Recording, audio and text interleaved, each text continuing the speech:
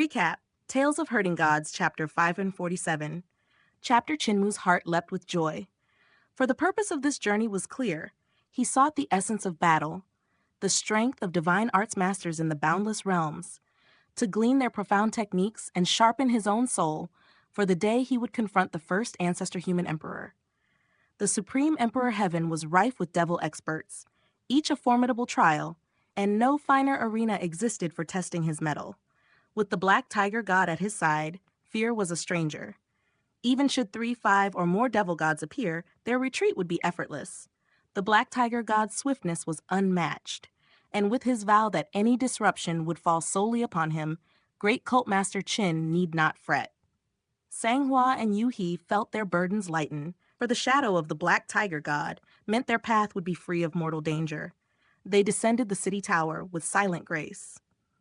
Yu He, courageous yet measured, led the council. Senior Tiger, as we step into the devil's domain, it is best your aura remain hidden. To reveal it is to call forth their wrath. Let the devils think you a mere practitioner of divine arts, for the gods of our Supreme Emperor Heaven cannot tread where the devil's senses are sharpest. The Black Tiger God retracted his aura like mist receding from a mountain peak, a smile gracing his fierce visage. Do not fear. I shall not betray the path or lure their attention. This is your trial, and I observe only from the shadows. Their pace was a tempest, swift and unyielding, leaving behind any lesser cultivator. Yu He had chosen her companions with care. Elites of the army, hardened by the crucible of life and death, souls unshaken by peril. As the forest thickened, the sky dimmed under the swirl of devil chi, a gray haze cloaking their vision. The realm ahead whispered of danger, yet they pressed on. One practitioner raised a flame to light their path, only to be halted by Shu Yao. This is devil territory. No light shall betray our presence unless death hangs over us. Should enemies appear, strike true and vanish, draw not attention to ourselves. Their acknowledgement was swift, reverent of his wisdom. Chinmu's gaze softened with respect. Shu Yao's discernment is rare, he murmured before turning to Sanghua. Have you ventured to the God Suppression Pagoda? Her head shook, braids dancing with the motion.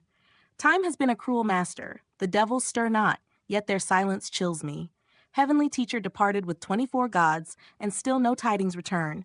I fear ill omen. Chinmu's brows knit. The absence of grand conflict, despite the departure of Saint Woodcutter and the 24 gods, was indeed strange. Yu He's voice cut through the tension, commanding, Be vigilant. We tread in devil lands. Ding Yun, scout the path with your primordial spirit. A practitioner seated in lotus, projecting his spirit, while another carried him, a method of the Seven Stars realm. Their spirits were untempered by the reforms of Eternal Peace Empire, limited in reach, yet sufficient for reconnaissance. Ding Yun's spirit returned, breathless. 200 miles southwest lies a town, with 2,000 souls enslaved, yet their purpose eludes me. Nearby villages shelter the helpless, but 6 towering watchtowers guard the road.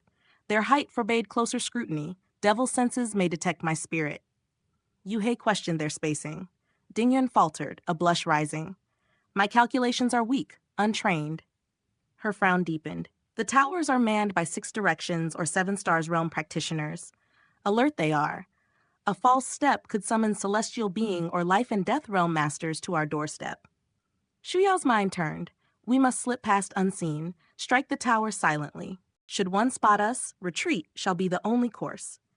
Chinmu considered, then inquired, Whose vital chi burns most enduringly fiercest? Silence fell.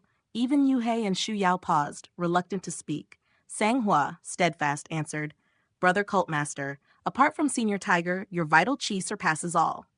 Acknowledgement rippled through the group. Shu Yao shook his head, smiling at the truth. Chinmu, scratching his scalp, recalled the depths of his cultivation, sword arts, primordial spirit, and above all, vital chi. Very well, I shall cleanse the watchtower, follow my lead. He tapped the heart of his brows, and his primordial spirit erupted into tangible form, vanishing in a blur. The air itself quivered at his strength. Yu He and the others gazed in awe. His spirit rivaled that of the celestial being realm. Sanghua rushed to aid, yet he surged forward, leaving her in stunned silence. The Black Tiger God followed, voice commanding, Do not gawk. Spirit control spell. Keep pace. The group accelerated, breaking the limits of mortal speed. Chinmu's footsteps thundered past the sound barrier. Sword pellets spun from his grasp, a torrent of blades racing toward the first watchtower. Devouring the space between, it swept through the sentries with lethal precision. Over and over, the pellet shattered defenses, flying from tower to tower. 8,000 swords cleaved the air, dividing, forming smaller surges, annihilating all in their path, leaving no enemy standing. At the last tower, Dingyun watched, astounded, as the blade's arc moved faster than the ear could perceive. A final boom resonated as the pellet returned, merging into Chinmu's hands. A calm eye after the storm. Relief curved his lips. Mission complete. Breathless awe gripped the group. Shuyao measured the carnage, estimating a 150-mile radius obliterated by the cult master's vital chi. Yuhi's heart nearly leapt from disbelief, the man's power exceeding imagination. They pressed forward, tracing the path to the town Dingyun had noted. The scene unveiled a towering sacrificial altar, grand beyond memory. Human and devil alike engaged in dark toil. Fresh blood was poured, runes etched in ominous patterns. A chill pricked Chinmu's heart. Unless... The summoning is not of the devil world, he murmured, unease coiling like a serpent. Jehwali, disciple of Lo Wushuang, origins of the true celestial heavens, flickered in his thoughts. Shuyao's warning cut the air. A celestial being realm practitioner. Conceal yourselves. Shadows melded with silence. Beside the altar, a colossal devil manifested, primordial spirit looming, yet blind to the intruders. Chinmu's mirror revealed the scene, the devils few yet formidable.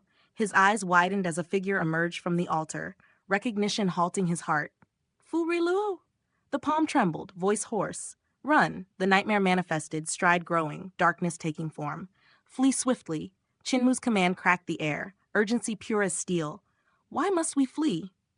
Chinmu's voice cut through the tense air, sharp as a sword's edge. Shuyao, Yuhei, and the others froze, puzzled by his sudden command. The black tiger god's ears pricked upright, alert, as his gaze swept toward the sacrificial altar still under construction. Around the altar, the devil soldiers stiffened at Chinmu's shout, suspicion flashing in their eyes. The devil general of Celestial Being Realm barked 2 commands, dispatching several devils to investigate.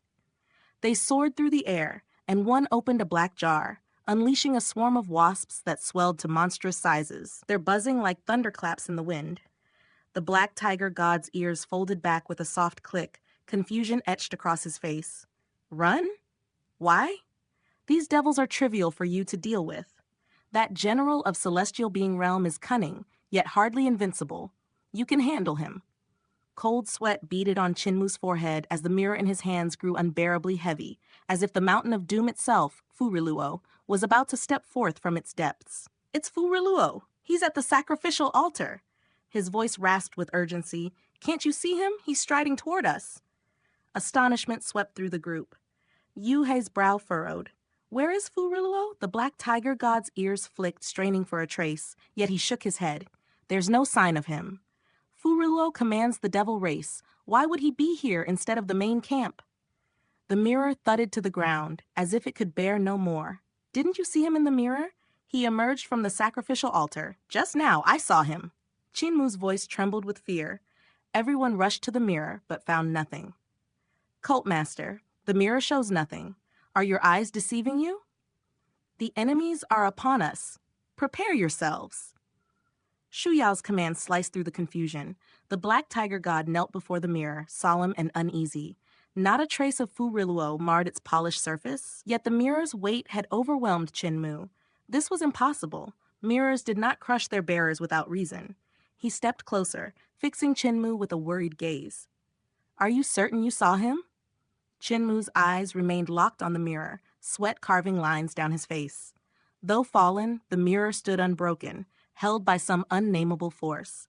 The black tiger god's own reflection shimmered back, but no Fu Riluo appeared. A chill ran down his spine. Across Chinmu's eyes, a figure emerged, swelling in size, filling the youth's gaze. The 3-faced true devil commander, Fu Riluo. He isn't in the mirror. He's in your eyes. You locked gazes. The black tiger god's expression twisted in dread. He lunged to shatter the mirror, seizing Chinmu. Don't look. He is weaving your sight with the mirror to reveal himself. In that instant, black hands erupted from the mirror, clutching Chinmu's shoulders. The youth stiffened, pulled like a paper doll into the mirrored world. The black tiger god halted, grasping at empty air, helpless as the mirror whisked Chinmu away. When he turned to strike, the mirror was gone, leaving only the vanishing hands. Yuhei, Shu Yao, and the others had prepared for battle, yet all thoughts were scattered. Fu Rilo had long coveted Chinmu. In Lee City, he had planted his devil path in the youth's eyes, invisible even to the Saint Woodcutter and true god Pang Yu. The shadow, dormant, now awakened as Chinmu entered the devil's realm and raised the mirror. Fu Rilo's divine art unfolded, a puppet in the youth's gaze, ready to seize him. Chinmu found himself in a desolate swamp, standing upon black waters. Torn, tattered planets loomed in the skies above, devil chi hanging thick like mist. Fires danced in the distance, scorching the swamp's surface. All around, corpses floated. Devils long fallen, piled in grim hills, their flesh consumed by devil fire. No sun pierced the void, only shattered celestial fragments. Suddenly, fire serpents tore through the sky, fragments of ruined planets, colossal as mountains, hurtling toward him. Chinmu attempted to dodge, but the torrents crashed with thunderous roars, flames and wind surging like heaven's wrath. Yet an invisible force shielded him. The fires obliterated only the corpses, leaving him untouched. The swamp dried, yet in moments the carnage returned as if the world itself refused stasis. He advanced, each step faster than mortal eyes could follow, navigating floods, earthquakes, volcanic eruptions, and meteor showers, all unleashed by the devil god's machinations. Then a devil god descended from the sky, bowing with reverence. "Respectable king, the sacrificial altar is complete, awaiting your command." Chinmu, dazed yet resolute, nodded. The devil god led him to a cityscape of golden pyramids, thousands of sacrificial altars towering in solemn grandeur. Devil gods stood atop, countless kneeling devils at their bases, knives poised. Blood flowed, rituals echoed in devilish tongues, sacrifices offered to secure survival, to forestall their dying world. Light pillars tore the sky, splitting the heavens, revealing another realm beyond, the world of Supreme Emperor Heaven. Beneath his gaze, waters mirrored 3 faces and pointed ears behind him. The visage of the Devil King, Fu Rilo, ruled this doomed realm. Flames bathed him as he approached, magnificent and sorrowful, a living painting consumed by fire. The illusion waned, and the youth braced, ready to confront the sovereign of this world.